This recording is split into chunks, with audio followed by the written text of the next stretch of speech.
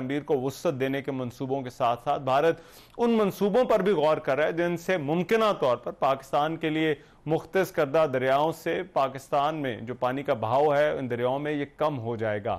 اب یہ جو معاملہ ہے، کیا بھارت واقعی ایسا کر سکتا ہے؟ پاکستان اور بھارت کے درمیان پانی کا جو معاملہ ہے یہ ہمارے ماحول کے ساتھ کیسے جڑا ہوا ہے، اس پر بات کرنے کے لیے ڈاکٹر مصدق ملک صاحب اس وقت میرے ساتھ موجود ہیں۔ وزیر ہیں ماحولیاتی تبدیلی کے، اس کے علاوہ آبی امور کے بھی وزیر رہ چکے ہیں، ان کے پاس جو وہ چارج رہا ہے۔ بہت شکریہ ڈاکٹر مصدق ملک صاحب آپ کے وقت کا۔ ڈاکٹر صاحب سب سے پہلے تو فرمائیے گا، یہ جو رائٹرز کی جو سٹوری ہے کہ بھارت ایسے منصوبوں پر اپنی جو ان کی جو پروگریس ہے اس کو تیز کر رہا ہے، پانی روکنے کی پلاننگ کی جا رہی ہے، آپ کے خیال میں ایسا کیا جا سکتا ہے یا ایسا ممکن ہوگا؟ دیکھیے بات یہ ہے کہ پاکستان کے 50% عوام، یعنی اگر آپ مان لیں کہ ہم 24 کروڑ لوگ ہیں تو تقریباً 12 کروڑ عوام، یعنی عوام کا مطلب ہر شخص نہیں کیونکہ اس میں بچے بھی ہیں بوڑھے بھی ہیں، مگر 12 کروڑ لوگ، 50% ہمارے لوگ، ان کا ذریعہ معاش جو ہے وہ منسلک ہے ایگریکلچر سے، زراعت سے۔ اور یہ زراعت جو ہے، ہمارا جو پانی بہتا ہے اس کے اوپر ہم یہ زراعت کرتے ہیں۔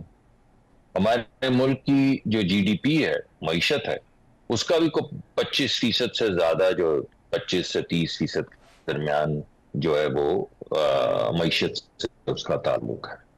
تو یہ بھی آپ کو معلوم پڑ گیا۔ اب 24 کروڑ لوگ ہیں، اگر یہ ان کا روزگار چھن جائے اور کاشتکاری پاکستان میں نہ ہو تو پاکستان میں قحط پڑنے شروع ہو جائیں گے، پاکستان میں فوڈ سیکیورٹی کے عوامل آ جائیں گے سامنے۔ اب یہ بھی بات آپ کے سامنے طے ہے۔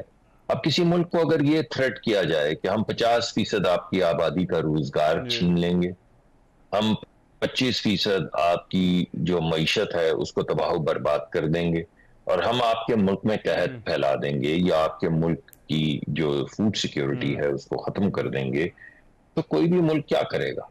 جو اس کو کرنا چاہیے، اس ملک کو جس کی معیشت تباہ کی جا رہی ہے، بے روزگاری پیدا کی جا رہی ہے، قحط نافذ کرنے کے انتظامات یا گیدڑ بھپکیاں دی جا رہی ہیں کیونکہ یہ آپریشنلی نہیں ہو پائے گا، اس بات کو گھڑی بھر کو چھوڑ دیں۔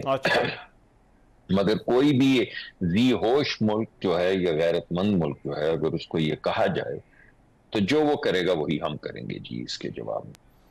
ٹھیک ہے، لیکن ڈاکٹر صاحب اس میں اب انہوں نے تو جارحیت اس طرح کی بھی کی کہ نیلم جہلم جیسے پروجیکٹ کو انہوں نے نشانہ بنانے کی کوشش کی، اس پر میزائل داغے۔ تو پاکستان کے پاس آپشن جو ہیں وہ کیا لیگل اور یہ ڈپلومیٹک آپشن ہی ہیں یا اس کے علاوہ کوئی اور آپشن بھی ہے؟ پہلی بات تو یہ ہے کہ جن گیدڑ بھپکیوں سے ہمیں ڈرانے کی کوشش کی ہے کہ جو ہمارا ان کے ساتھ معاہدہ ہے اس میں اس یونی لیٹرل معطلی کی کوئی گنجائش ہی نہیں ہے۔ وہ ہمیں کہہ رہے ہیں کہ ہم نے معطل کر دی ٹریٹی معطل کرنے کی کوئی گنجائش نہیں ہے، اس سے لیگلی تو ہم ان کی معطلی یا جو بھی وہ لفظ ہے اس کو ریکگنائز ہی نہیں کرتے، کر ہی نہیں سکتے کیونکہ ٹریٹی میں پروویژن ہی نہیں۔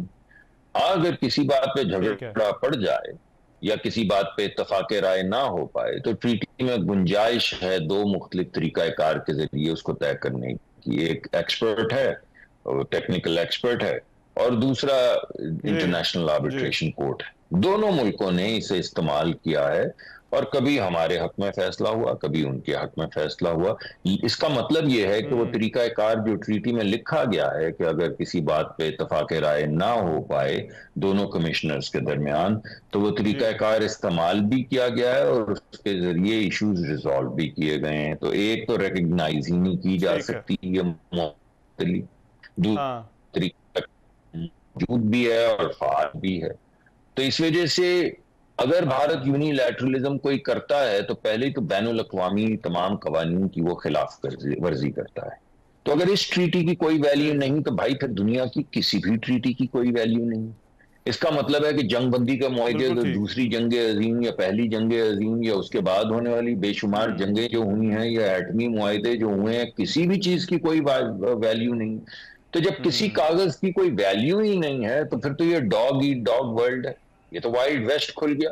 اور پوری دنیا کو پھر پتہ ہونا چاہیے۔ ڈاکٹر صاحب اس کا اثر ہمارا جو ہے ماحول اور یہاں پر جو لوگوں کی لائیولیہوڈ ہے اس پانی کے ساتھ جڑی ہوئی اس پر بھی تو پڑا ہے۔ آپ کے خیال میں بطور انوائرمنٹ منسٹر آپ کتنے کنسرن ہیں کہ اگر ایسی کوئی کوشش کی جاتی ہے تو اس کا یہاں ماحول پہ یہاں جو کچھ ہو رہا ہے یا موسمیاتی تبدیلی پہ اس پر کس طرح سے فرق پڑ سکتا ہے، کس طرح سے اثر پڑ سکتا ہے؟ دیکھیں بات یہ ہے کہ آپ کو، ہم سب کو، پورے خطے کو، پوری دنیا کو اس بات کا فیصلہ کرنا پڑے گا کہ پانی کیا چیز ہے۔ پانی کیا اوریجن ہے، یعنی وہ جگہ جہاں سے پانی نکلتا ہو۔ پانی کیا دریا ہے، یعنی وہ جگہ جہاں سے بہتا ہو۔ پانی کیا بیسن ہے، یعنی وہ جگہ جو دریا کے ارد گرد ہو۔ یا پانی ایک سویلائزیشن، یعنی پورا معیشت اور اس کی تہذیب اور اس کی تاریخ سب پانی گرد لکھی گئی ہے۔ تو اگر پانی سوسیولوجی بھی ہے، پانی اکانومی بھی ہے، پانی اینتھروپولوجی بھی ہے، تو پھر پانی سویلائزیشن۔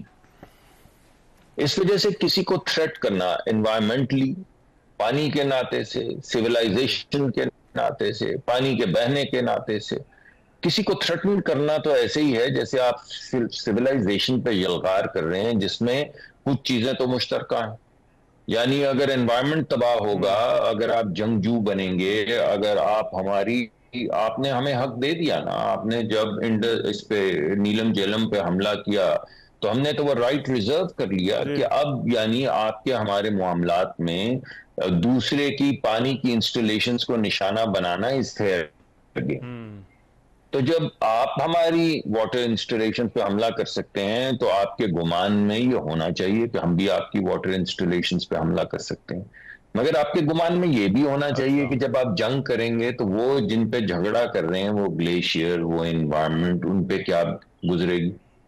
یعنی اگر جنگ بڑھ جائے اور نہ جانے جنگ کہاں چلی جائے تو یہ تمام چیزیں جنہیں آپ انوائرمنٹ کہہ رہے ہیں ان پہ کیا تباہی آئے گی۔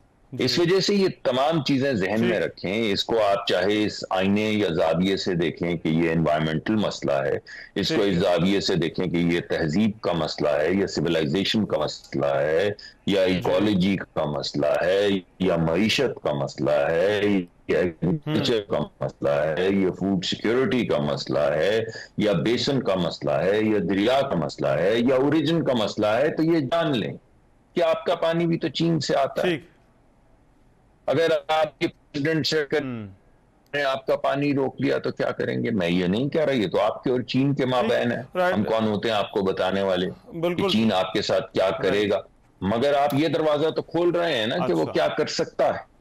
ٹھیک ہے، بالکل یہ ایک آپشن یا ایک پریسیڈنٹ تو جو ہے وہ سیٹ کیا جا رہا ہے۔ رائٹ، بہت شکریہ ڈاکٹر مصدق ملک ہمارے ساتھ موجود تھے۔